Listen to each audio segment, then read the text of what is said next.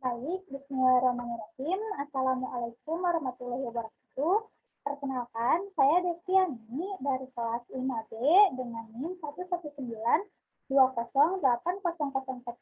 akan mempresentasikan proyek ujian akhir semester pada mata kuliah KUT atau kimia unsur utama, yaitu menjelaskan satu soal. Kemudian, nah, di sini saya akan menjelaskan soal nomor 2 yang terdiri dari 2 poin. Yaitu diketahui suatu persamaan reaksi CrCl3 ditambah 3En, kemudian direaksikan dengan ether menghasilkan CrEn 3 kali Cl3. Nah, untuk poin yang A, yaitu sebutkan jenis reaksi yang terjadi di atas dan jelaskan pula cara terjadinya reaksi tersebut. Nah, di sini tadi kan persamaan reaksinya yaitu CrCl3 ditambah 3En, kemudian direaksikan dengan ether, menghasilkan CrEn 3 kali Cl3. Nah, di sini CrCl3-nya itu merupakan senyawa berwarna ungu, kemudian CrEn 3 kali Cl3-nya itu senyawa yang berwarna kuning. Nah, reaksi di atas termasuk jenis reaksi substitusi pelarutan air. Dan cara terjadinya reaksi tersebut adalah yang pertama, pelarutnya bukan air, karena di sini jenis reaksinya itu substitusi pelarutan air. Nah, di sini pelarut yang digunakan itu yaitu ether. Kemudian yang kedua, ligannya tidak larut dalam air. Nah, ligan yang berada dalam persamaan reaksi ini yaitu senyawa En. Kemudian yang ketiga, ion logamnya memiliki afinitas yang tinggi terhadap air. Nah, baik. Selanjutnya, soal poin B, yaitu jelaskan dengan singkat metode sintesis dan karakterisasi dari senyawa koordinasi yang telah Anda ketahui. Nah, sebelumnya, perlu kita ketahui dulu mengenai sintesis dan karakterisasi. Sintesis ini biasanya dapat diartikan penggabungan dari dua atau lebih elemen atau senyawa yang kemudian nantinya akan menghasilkan suatu hasil yang baru atau menghasilkan senyawa yang baru. Nah, kemudian untuk karakterisasi ini sama seperti sifat ya, artinya. Nah, di sini saya akan menjelaskan mengenai sintesis dan karakterisasi dari senyawa heksaaminikel 2 klorida atau NiNH36 kali Cl2.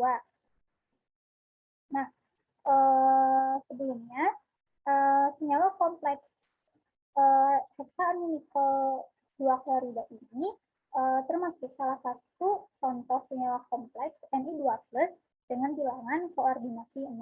Nah, sintesis pada senyawa ini bisa menggunakan metode rekris dengan bisa menggunakan metode kristalisasi. Nah, kemudian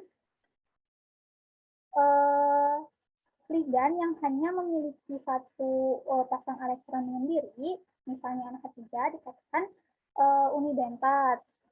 Nah, pada senyawa heksaaminikel 2 klorida ini, Ni itu berperan sebagai logam transisi.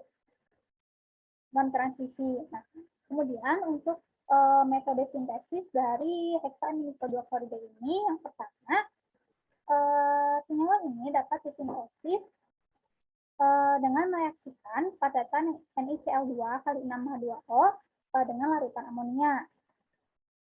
Nah, kemudian hal yang pertama dilakukan itu yaitu yang pastinya membuat larutan amonium klorida atau NH4Cl. Nah, kemudian membuat larutan nikel 2 klorida atau NiCl26H2O. Nah, kemudian campuran larutan yang telah tadi dibuat itu dicampurkan. Nah, kemudian ditambahkan dengan larutan amonium. Nah, kemudian larutan tadi atau campuran tadi didinginkan di dalam penanas es selama 60 menit.